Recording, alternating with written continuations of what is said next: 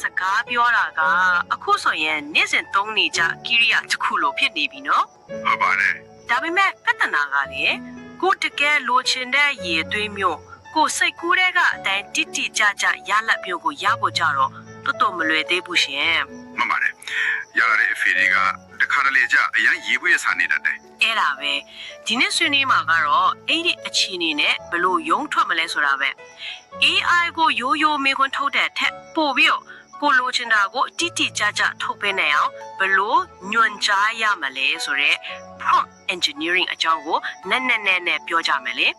ပြီးတော့လေဒီကျွမ်းကျင်မှုကိုအလွယ်တော့မမှတ်နဲ့နော်ဘလုံးပေါ်မှာပေါ်ပြထားတာထုတ်ကအရန်စိတ်ဝင်စားမှုကောင်းတယ် ဟုတ်ကဲ့ ဒီ prompt engineering ကိုကျွမ်းကျင်တဲ့သူတွေကိုကုမ္ပဏီတွေက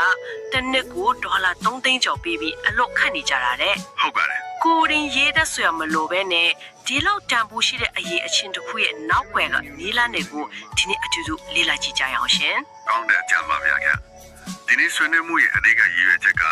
AI ကိုကိရိယာတစ်ခုလိုတုံးတာနဲ့ကိုနဲ့လက်တွေ့အလုပ်လုပ်ကလုပ်ဖို့ကိုင်ပတ်တယောက်လိုထိရောက်ခိုင်းစင်တဲ့အစိမ်ကိုရောက်ဖို့ပါပဲ အချင်းချင်းအခါခါပြန်မင်းနေရတဲ့ဒုက္ခနဲ့လွတ်ဖို့ပေါ့ အဲ့ဒါကိုအချိန်ကုန်သက်တာပြီးပရမဆုံးညွန်ကြားချက်တစ်ခုတည်းနဲ့ကိုလိုချင်တဲ့ရက်လက်အတိအကျကိုဘယ်လိုရအောင်လုပ်မလဲဆိုတဲ့လက်တွေ့နည်းလမ်းတွေကိုအဓိကထားဆွေးနွေးတော့မှာပါ ကောင်းပြီရှင်ဒါဆိုရင်ဆုံးစဉ်းစားဖို့ပြောင်းလဲခုလိုတာနဲ့စလိုက်ရအောင်အရင်မဲ့တစ်ခုမှာဒီ prompt engineering ကလိုအပ်တဲ့ mindset ကိုကျွန်တော်တို့အားလုံး Google ပို့ကောင်းတုံးတက်လာတာနဲ့နိုင်ရှင်ထားတယ်အဲ့ဒီအချက်ကတော်တော်မှန်တယ်လို့ခံစားရတယ် တော်တော်လေးထိမိတဲ့နိုင်ရှိမှုပါဗျာ ဘာကြောင့်အဲ့ဒီနိုင်ရှင်မှုကဒီလောက်ထိမိနေရတာလဲရှင် ဆိုတော့လေလွန်ခဲ့တဲ့7နှစ်လောက်ကဆိုရင် Google မှာတစ်ခုခုရှာချင် keyword တွေအများကြီးထည့်ရတယ်လေ ဟုတ်တယ်ရန်ကုန်အကောင်းဆုံးလက်ဖက်လီဆိုင်တို့လိုမျိုးတွေပေါ့ အဲ့ဒါပဲစကလုံးပြတ်တည်နဲ့ရှာခဲ့ကြတာအခုကျတော့ကျွန်တော်တို့အားလုံးအလိုလိုနေ Google ကိုလူတစ်ယောက်နဲ့စကားပြောသလိုမိကုံအပြည့်စုံနဲ့မေးရလာပြီ ဒီနေ့နေ့နေရန်ကုန်မှာမိုးရွာနိုင်ကြီးဘယ်လောက်ရှိလဲဆိုပြီးမေးလိုက်တာမျိုးပေါ့ အတိအကျပဲအဲ့ဒီလိုမေးလိုက်တာနဲ့ကိုလိုချင်တဲ့အဖြေကိုတန်းရတယ် အာဟုတ်တယ်အဲ့ဒါက AI နဲ့စကားပြောတဲ့နေရာမှာလေအတူတူပဲပေါ့ AI ကို keyword တွေပြပြတာထက်စားရင်သူ့ကိုအကြောင်းအရာတစ်ခုလုံးရဲ့နောက်ခံလိုချင်တဲ့ပုံစံအထိအသေးစိတ်ပေးဖို့လိုတယ်ဆိုတဲ့သဘောလားရှင် အတိအကျပါပဲ AI ကိုဆွဲဆောင်ကျန်းကြီးတစ်ခုလိုမမြင်ပဲနဲ့လေဘယ်လိုပြောမလဲရန်တော်ပြီးအယမ်းမြန်တဲ့ဒါမဲ့ကိုခိုင်းတာကိုပဲစာသားအတိုင်းသက်ဆွေမတင်လို့တဲ့အလုပ်တင်တယောက် intern လို့သဘောထားကြည့်လိုက် အိုး intern တယောက်လို့ ဟုတ်တယ်ကိုယ့်ရဲ့ intern ကို report တစ်ခုရေးလိုက်လို့ဒီတိုင်းခိုင်းမှာမဟုတ်ဘူးလေ မခိုင်းဖို့ပေါ့ဘာကြောင့်ရလဲဘယ်သူဖတ်ဖို့လဲတို့ပုံစံနဲ့ရေးရမလဲဆိုတာအကုန်ပြောရမှာ အဲ့ဒါပဲ prompt ရေးတယ်ဆိုတာအဲ့ဒီလိုအသေးစိတ်ညွှန်ကြားချက် brief ပေးတာနဲ့အတူတူပဲခင်ဗျာ intern ဆိုတဲ့ဥမာကတော့ကျွန်တော်လေးရှင်းသွားပြီရှင် ဟုတ်ကဲ့ပြီးတော့ဒီလိုအသေးစိတ်ညွှန်ကြားချက်ပေးတာကအလုပ်ပိုထိရောက်စေုံတင်မကဘူးကုန်ကြစေကိုပါတတ်တာစေတယ် အိုးဟုတ်လား AI ကကိုပေးတဲ့ prompt နဲ့သူပြန်ဖြေတဲ့အဖြေကို tokens ဆိုတဲ့ unit တွေနဲ့တွက်ချက်တာလေတို့တော့အလုပ်လုပ်ရတဲ့ computational currency လို့ပေါ့ prompt က machine လေးလို့အချင်းကြီးပြန်မင်းနေရရင် tokens တွေအလဟာတပိုကုန်တယ် prompt ကောင်းထားတဲ့ရေးနေရင် tokens ညာရင်တက်တာတယ် ကောင်းပါပြီဒါဆိုလက်တွေ့ကျတဲ့နီးလိမ့်တွေဘက်ကိုကူးလိုက်ရအောင်နော်အရင်မြစ်ထက်ကဥမာတစ်ခုကြည့်ကြည့်အောင်အင်္ဂလိပ်စာလေးလာနေတဲ့ចောင်းသားတယောက်က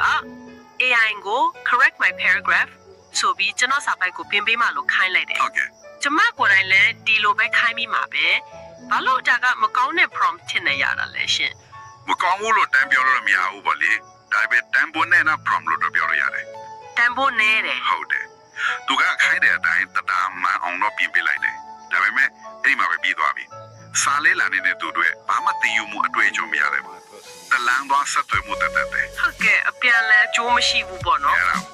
ဒါဆိုအဲ့ဒီ prompt ကိုတန်ဖိုးရှိအောင်ဘယ်လိုလုပ်ရမလဲအရင်မြင့်မှာပြောထားတဲ့ပထမဆုံးနည်းလမ်းက AI ကိုဇက်ကောင်တစ်ခုတရုပ်ဆောင်ခိုင်းတာ adopting a persona တဲ့ ဟုတ်ပါတယ်အဲ့ဒီညတဲ့ promise prompt အတင်မှာ AI ကိုမင်းကအင်္ဂလိပ်စကားပြောသင်ပေးတဲ့ဆရာတယောက်လိုပြီးမှုပါဆိုပြီးအခန်းကဏ္ဍတစ်ခုသတ်မှတ်ပေးလိုက်တယ် အော် အထည့်ပေးလိုက်တယ်အင်္ဂလိပ်လိုပဲပြန်ဖြေရမယ်အဖြေကစကားလုံး100ထက်မပိုရဘူးတရားနဲ့စာလုံးပေါင်းအမားတွေကိုပြင်ပေးုံနဲ့မကပဲဘာလို့မားလဲဆိုတာပါရှင်းပြရမယ် ပြီးတော့အဖြေတိုင်းရဲ့အစုံမှာမေးခွန်းတစ်ခုပြန်မေးရမယ်ဆိုတာပါထည့်တာနော် ဟုတ်ပါတယ်အဲ့ဒီလိုမျိုးပေါ့ ဝေါဒါကတော့လုံးဝကွာသွားပြီပဲ ရိုးရိုးစာပင်ပေးရထူးတစ်ခုကနေစကပြောဖို့ဆရာတယောက်ဖြစ်ပေါ်တာပဲရှင် အဲ့ဒါကအဓိကအချက်ပဲဗျာဒီလို persona တတ်မှတ်ပေးလိုက်တာက AI ကိုရိုးရိုး role play ခိုင်းတာတဲ့ပုံနဲ့နေတယ် ဘယ်လိုမျိုးလဲရှင် သူ့ရဲ့အချက်လက်တွေအများကြီးရှိတဲ့ထဲကနေတရားစီးမင်းတွေအကြောင်းပဲရှာဖွေထုံးတတ်တာမဟုတ်တော့ပဲတင်ကြားရေးပညာအားပေးတိုက်တွန်းတဲ့စကားပြောပုံမိဂုံမင်းနဲ့ဤစနစ်တွေနဲ့ပတ်သက်တဲ့အချက်လက်တွေကိုဆွဲထုတ်သုံးသပ်ခိုင်းလိုက်တာ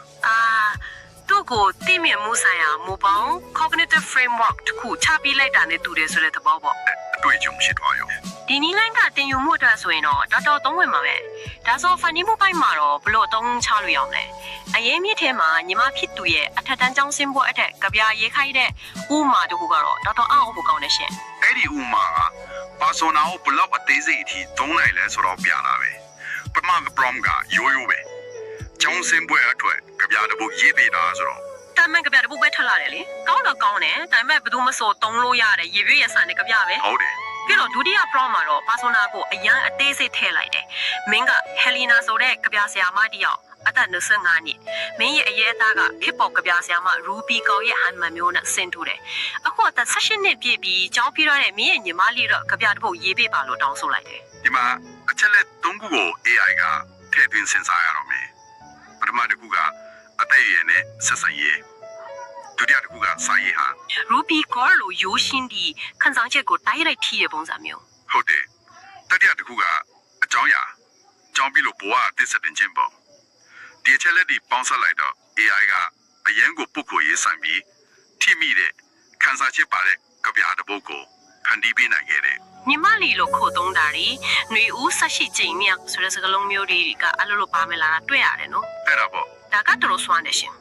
်ဒါပေမဲ့ဒီညမှာကျွန်မစိတ်ထဲမိကိုတကူပေါ်လာတယ်ဒီလိုနာမည်ကြီးစာရေးဆရာတယောက်ရဲ့ဟန်ကိုတူပါခိုင်းလိုက်တာကတူဟန်ကိုပေါ်ပေါ်ပဲပဲဖြစ်အောင်ကူးချထားတဲ့ပုံစံမျိုးဖြစ်မသွားနိုင်ဘူးလား ကောင်းတယ်ပြီဟုတ်ပဲ စက္ကန့်နဲ့လာတဲ့စစ်မှန်မှုမရှိတဲ့အတူပါတခုဖြစ်သွားမှာကိုဘယ်လိုရှောင်ရမလဲ ဟုတ်ကဲ့အတူအပါ caricature မဖြစ်သွားအောင်လို့ရတဲ့အဓိကနီလန်က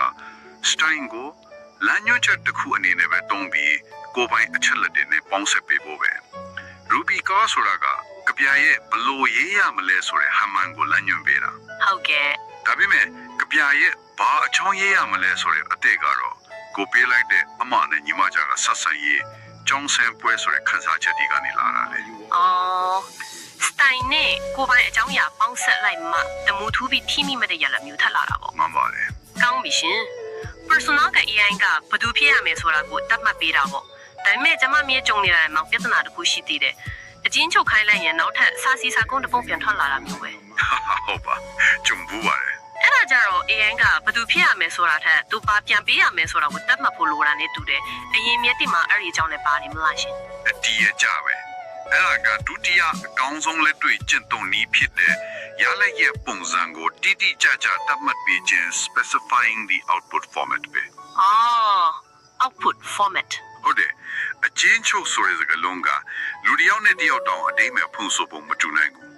AI အတက်ဆိုပိုတောင်ဆိုတယ်ဒါကြောင့်ကိုလိုချင်တဲ့အချင်းချုပ်ကဘလို့ပုံစံမျိုးလဲဆိုတာကိုရှင်းရှင်းလင်းလင်းပြောပြဖို့လိုတယ် ဥပမာစာရပုတ်ကိုအချင်းချုပ်ခိုင်းမဲ့အစားဒီစာကိုအချက်3ချက်နဲ့အချင်းချုပ်ပေးပါအချက်တစ်ချက်စီမှာစကလုံး10လုံးထက်မပေါ်ဘူးဆိုပြီးပုံစံကိုပါကန့်သက်ပေးလိုက်ရမှာပေါ့ ဟုတ်ပါတယ် bullet points တွေအပြင်တခြားပုံစံတွေအများကြီးသတ်မှတ်ပေးလို့ရသေးတယ်ဥပမာကုန်ပစ္စည်းနှစ်ခုကိုနိုင်ရှင်ခြင်းရဲ့ ဂျာကွက်နဲ့နိုင်ရှင်ပြပါလို့တောင်းဆိုလို့ရတယ် ဟုတ်တယ် developer တယောက်ဆိုရင်အချက်လက်တွေကို app ထဲပြန်သုံးဖို့ JSON format နဲ့ပြန်ထုတ်ပေးပါလို့ခိုင်းလို့ရတယ်ဒါမှမဟုတ်အသွေးခေါ်တဲ့ထုတ်ခြင်းရင် Socrates လိုပြန်လည်မေးခွန်းထုတ်တဲ့ပုံစံနဲ့ဆွေးနွေးပေးပါလို့တော့တောင်းဆိုလို့ရတယ် ကိုကနောက်ဆုံးထွက်လာမဲ့ရလာရဲ့ဘိတ်တူကဖြစ်ရမယ်ဆိုတဲ့သဘောပဲနော် အဲ့ဒါပဲ AI ကိုမှန်းပြီးလုပ်ခွင့်နဲ့ပေးရအောင်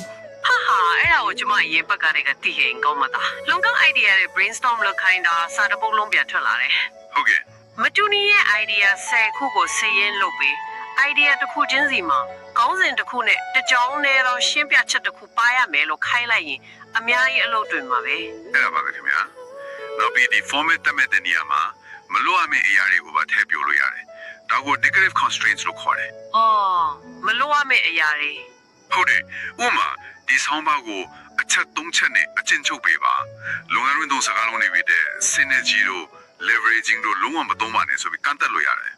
ဒါဆိုရလက်ကပူပြီးရှင်းလင်းတိကျသွားတော့ ကောင်းပြီရှင်ဒါဆိုရင် AI ကိုဘယ်သူဖြည့်ရမလဲဆိုတဲ့ persona ရဲ့ဘာပြန်ပေးရမလဲဆိုတဲ့ format ရဲ့ဒီနှစ်ခုပေါင်းလိုက်ရင်တော်တော်များများအဆင်ပြေနိုင်ပြီဒါပေမဲ့ကိုတကယ်လိုချင်တဲ့အရေးအသားဟန်ပန်အညာတိကျတဲ့ပုံစံမျိုးလိုအပ်လာတဲ့အခါမှာတော့နောက်ထပ်တစ်ချင်တက်လို့ရတဲ့နည်းလမ်းမျိုးအရင်မြက်တွေမှာဖော်ပြထားသည်လား ရှိပါတယ်ခင်ဗျအဲ့ဒါကဥမာပေးပြီးသင်ကြားခြင်း few short prompting လို့ခေါ်တယ် few short prompting ဟုတ်တယ်ဒါက AI ကိုဘာလို့ချင်လဲဆိုတာကို person နဲ့ရှင်းပြနေတာလေလက်တွေ့နမူနာပြပြီးသင်ပြလိုက်တာ အော် ဒီလိုလို့ပြောလာတယ်ကြည်ဒီလိုလုပ်ရတယ်ဆိုပြီးနမူနာပြလိုက်တဲ့သဘောပဲ အဲ့ဒါစိတ်ဝင်စားဖို့ကောင်းတယ်ရှင်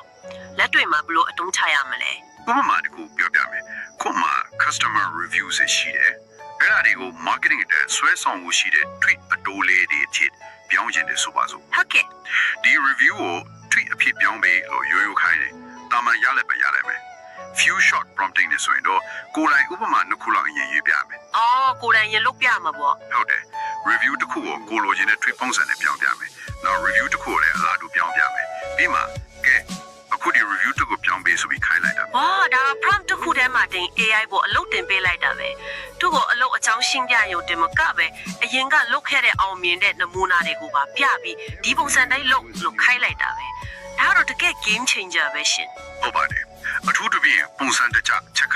လောက်ရတဲ့အလုပ်ကြီးအတွက်အရာအသုံးဝင်တယ်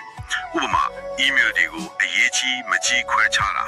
အစည်းအဝေးမှတ်တမ်းတွေကိုသတ်မှတ်ထားတဲ့ template အတိုင်းအကျဉ်းချုပ်တာ